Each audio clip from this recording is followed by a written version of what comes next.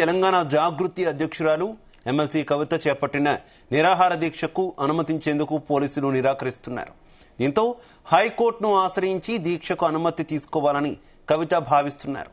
బీసీలకు 42% రిజర్వేషన్ల కోసం ఈ నెల 4వ తేదీన ఉదయం 10 గంటల నుంచి 7వ తేదీన ఉదయం 10 గంటల వరకు 72 గంటల పాటు నిరాహార దీక్ష చేస్తానని ఎమ్మెల్సీ కల్వకుంట్ల కవిత ప్రకటించారు. దీక్షపై ప్రకటన చేసిన రోజే సెంట్రల్ జోన్ పోలీసులు అనుమతి కోరుతూ దరఖాస్తు అందజేశారు. అయినా అనుమతి ఇవ్వకపోవడంతో కోర్టుకు వెళ్లి అనుమతి తెచ్చుకోవాలని కవిత భావిస్తున్నారు.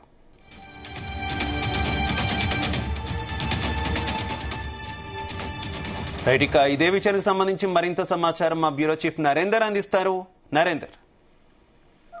రైట్ శివ, తెలంగాణ జాగృతి అధ్యక్షురాలు ఎమ్మెల్సీ కల్వకుంట్ల కవిత 72 గంటల నిరాహార దీక్షకు ప్లాన్ చేస్తున్నట్టు ఆమె గడిచిన 3-4 రోజుల క్రితం ప్రెస్ మీట్ పెట్టి చెప్పడం జరిగింది. ప్రధానంగా బీసీ రిజర్వేషన్ సంబంధించినటువంటి ఏదైతే స్థానిక సంస్థల ఎలక్షన్ సంబంధించి ప్రభుత్వాన్ని డిమాండ్ చేస్తూ ఖచ్చితంగా కేంద్ర ప్రభుత్వం దిగి వచ్చేలాగా ఈ రాష్ట్ర ప్రభుత్వం ఒత్తిడి చేయాలి. ఈ రాష్ట్ర ప్రభుత్వం ఫెయిల్ అయింది, కాంగ్రెస్ ప్రభుత్వం ఏ రకమైనటువంటి ఒత్తిడి చేయలేకపోతుంది కనుక తమ వంతుగా జాగృతి కూడా యాక్టివిటీస్ చేస్తూ వస్తుంది. మీరంతా చూస్తున్నారు, గడిచిన నెల 2 నెలలుగా కూడా యాక్టివిటీ చేస్తున్నాను కూడా చెప్పే ప్రయత్నం చేసింది. ఇందులో భాగంగానే ఇందిరా పార్క్ వద్ద నిరాహార దీక్షకు ప్లాన్ చేసింది. ఈ నెల 4వ తేదీ, 5వ తేదీ, 6వ తేదీ ఈ 3 రోజుల పాటు ఉదయం 10 గంటల నుంచి మళ్ళీ మరుసటి 2 రోజుల తర్వాత ఈవినింగ్ వరకు కూడా చేయాలన్నటువంటి ఆలోచన కల్వకుంట్ల కవిత నిర్ణయం తీసుకుంది. ఇందులో భాగంగానే అనుమతి కోసం ఇప్పటికే రాష్ట్ర ప్రభుత్వానికి దరఖాస్తు చేసుకుంది. ప్రధానంగా స్థానికంగా ఉన్నటువంటి పోలీస్ స్టేషన్లో కూడా ఆమె సెంట్రల్ జోన్ పోలీసులను అదే రోజు అనుమతి కోసం కూడా దరఖాస్తు చేసుకుంది. కానీ ఆ రోజు నుంచి ఈ రోజు వరకు గడిచిన 3-4 రోజులుగా కూడా జాగృతికి సంబంధించినటువంటి సిబ్బంది అంతా పోలీసుల చుట్టూ తిరుగుతున్నారు. కానీ అనుమతిపై ఇంతవరకు కూడా క్లారిటీ లేదు. అనుమతిపై శుక్రవారం సాయంత్రం వరకు కూడా, అంటే ఈ రోజు సాయంత్రం వరకు కూడా ఇంకా కూడా వెయిట్ చేసే పరిస్థితి ఉంది. దీక్షకు అనుమతి ఇవ్వడానికి ఈ చాలా రకాల సాకులు చెప్తున్నారంటూ కూడా జాగృతికి సంబంధించినటువంటి నేతలు చెప్తున్నారు. దీని మీద తెలంగాణ జాగృతి అధ్యక్షురాలు ఎమ్మెల్సీ కవిత ఫైర్ అవుతున్నటువంటి పరిస్థితి మనం చూస్తున్నాం. ఎందుకంటే దీక్ష ప్రకటించిన రోజు నుంచి ఈ రోజు వరకు గడిచిన 3-4 రోజులుగా, ఎందుకంటే ప్రతి ఒక్కరూ దీక్ష చేయడానికి కానీ ధర్నా చేయడానికి కానీ ఎలాంటి నిరసన కార్యక్రమాలు చేసుకోవడానికైనా. అయితే కవిత నిరాహార దీక్షకు నిరాకరించడానికి పోలీసులు చెప్తున్నటువంటి కారణాలు ఏంటి నరేందర్? అంటే ప్రస్తుతానికి వివిధ రకాల ఇప్పటికే అక్కడ చాలా రకాల యాక్టివిటీ జరుగుతున్నాయి. ఎందుకంటే ఇప్పుడున్నటువంటి పరిస్థితుల్లో మేము శాంతి భద్రతల సమస్య వాటిల్లే అవకాశం ఉంది అనేది కూడా అక్కడ ఉన్నటువంటి సెంట్రల్ జోన్ సంబంధించినటువంటి డీసీపీ కావచ్చు, అక్కడ ఉన్నటువంటి పోలీస్ సిబ్బంది కానీ, ట్రాఫిక్ అంతరాయం కావచ్చు. అదే సమయంలో ఇది ప్రజెంట్ ఇప్పటికిప్పుడు ఈ రాష్ట్ర ప్రభుత్వానికి సంబంధించినటువంటి ఇష్యూ కాదు కాబట్టి, ఈ ప్రభుత్వం తీర్చలేని సమస్య కాబట్టి కనుక ఇప్పుడు అనుమతి ఇవ్వలేదనేది మాత్రం వాళ్ళ ఇంటర్నల్ గా జరుగుతున్నటువంటి చర్చ.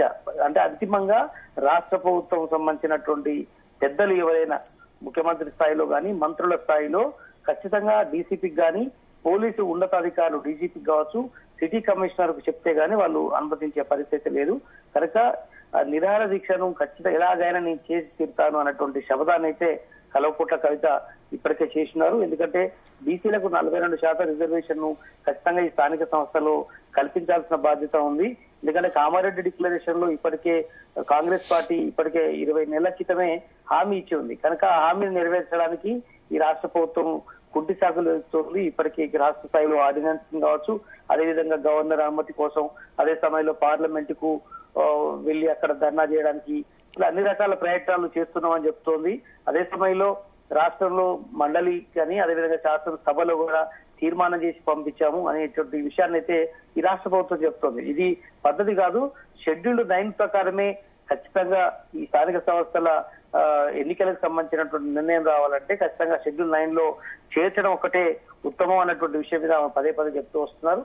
కనుక ఏదైనా కూడా ఈ 42% రిజర్వేషన్ సాధించే వరకు నా నిర్ణయం ఖచ్చితంగా కొనసాగుతూనే ఉంటుంది. ఇప్పటికే ఢిల్లీలో కూడా వెళ్ళొచ్చింది. ఢిల్లీకి వెళ్లి ఇప్పటికే జాగృతికి సంబంధించినటువంటి కార్యకర్తలతో అక్కడ నిరసన కార్యక్రమాలు చేసి వచ్చింది.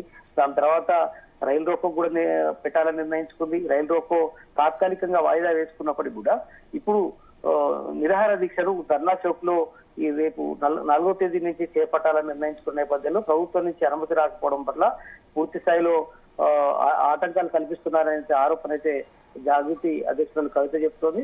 బట్ అవసరమైతే హైకోర్టుని ఆశ్రయించి అయినా కూడా దీక్షకు అనుమతి కోరుతామని కూడా ఇప్పటికే జాగృతి అధ్యక్షులు కవిత ఒక స్టేట్మెంట్ రిలీజ్ అయింది. ప్రభుత్వ వైఖరి పట్ల కూడా ఆమె ఆగ్రహం వ్యక్తుంది. అనుమతించేంత వరకు కూడా ఖచ్చితంగా కూడా నేను పోరాడతాను, కోర్టుకు మెట్లెక్తాను, కోర్టు నుంచి అనుమతి తీసుకున్నా కూడా దీక్ష చేస్తాను అన్నటువంటి ఆలోచనతో చేస్తోంది. బట్ ఎట్టి పరిస్థితుల్లో కూడా 72 గంటల నిరాహార దీక్ష చేయబోతాను కూడా. ఎందుకంటే ఒక రోజు ముందే 5వ తేదీ నుంచి కాంగ్రెస్ పెద్దలందరూ కూడా ఇక్కడ రాష్ట్ర మంత్రులు కావచ్చు, సీఎం కావచ్చు, అందరు కూడా ఢిల్లీకి వెళ్తున్నారు.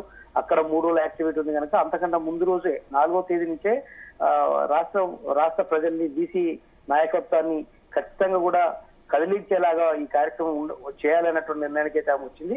మరి చూడాలి, మరి హైకోర్టు నుంచి ఏమైనా అనుమతి తీసుకొని చేస్తే మరి ప్రభుత్వం నుంచి ఎట్లాంటి రియాక్షన్ వచ్చే అవకాశం ఉంది, కోర్టు ఒకవేళ నిజంగానే అనుమతి ఇచ్చే అవకాశం ఉంటుందా, ఇవన్నీ మనకు రేపు సాయంత్రానికి కానీ ఎల్లుండి మార్నింగ్ తెలిసే అవకాశం అయితే కనిపిస్తుంది.